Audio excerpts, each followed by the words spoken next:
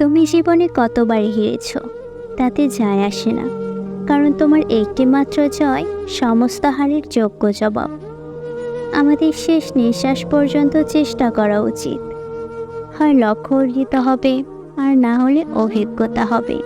মনে রেখো, সফলতা নামের তালা পরিশ্রম নামক চাবি দিয়েই খোলে। জেতার আসল মজা তো তখনই যখন সবাই তোমার হারের অপেক্ষায় থাকে। হ্যাঁ, বর্তমানকে নিয়ে বেঁচে থাকো, অতীতকে না মনে রেখে ভবিষ্যতের কথা অত না ভেবে বর্তমানকে কাজে লাগাও। আজকের মধ্যে ডুবে থেকে কঠোর পরিশ্রম করো, যাতে আগামীকাল তুমি নতুনভাবে আবির্ভূত হও। একটা কথা মনে রেখো, কিছু করার ইচ্ছা আমাদের অনুপ্রেরণা নিয়ে আসে, তাই সব সময় নিজেকে ব্যস্ত রাখার চেষ্টা করো। কারণ যার হাতে অঢেল সময় আছে, সে দিনের বেশিরভাগ সময়টাই দুঃখ, কষ্ট, ডিপ্রেশনের মধ্য দিয়ে পার করে। ব্যস্ত জীবনে এত কিছু মাথায় আসে না, শুধু মাথায় আসে জীবনে বড় কিছু করতে হবে, ভালো কিছু করতে হবে। যারা আমার হারের অপেক্ষায় আছে, তাদের এই ভ্রান্ত চিন্তাভাবনা দূর করাতে হবে।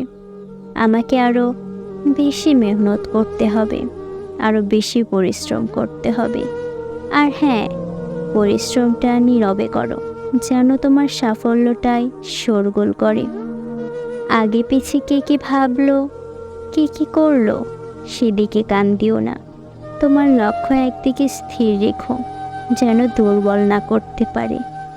একটা সময় তোমাকে একটা প্রশ্নের সম্মুখীন হতে হবে, সেটা আগে হোক আর পরে হোক, কারো না কারো কাছে হতেই হবে। প্রশ্নটা হবে এরকম: তুমি ক টাকা ইনকাম করো? তাই মেহনত করো, পরিশ্রম করো, তুমি যেটা ভালো পারো সেটার উপরে কাজ করো। একদিন দেখবে এই প্রশ্নটা তোমার কাছে সহজ হবে, খুব সুন্দর করে উত্তর দিতে পারবে।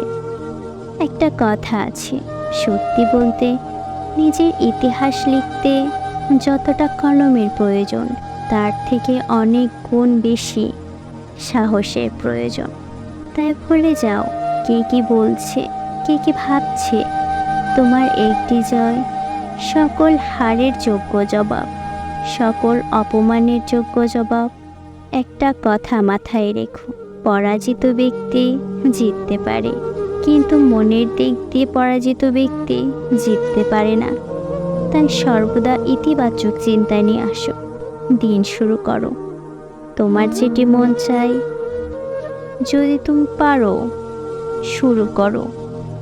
আমরা তো শুরু করতে ভয় পাই, কিন্তু ভয়কে জয় করে শুরু করো, দেখবে শুরু করার পরে সেই কাজ সহজ মনে হচ্ছে।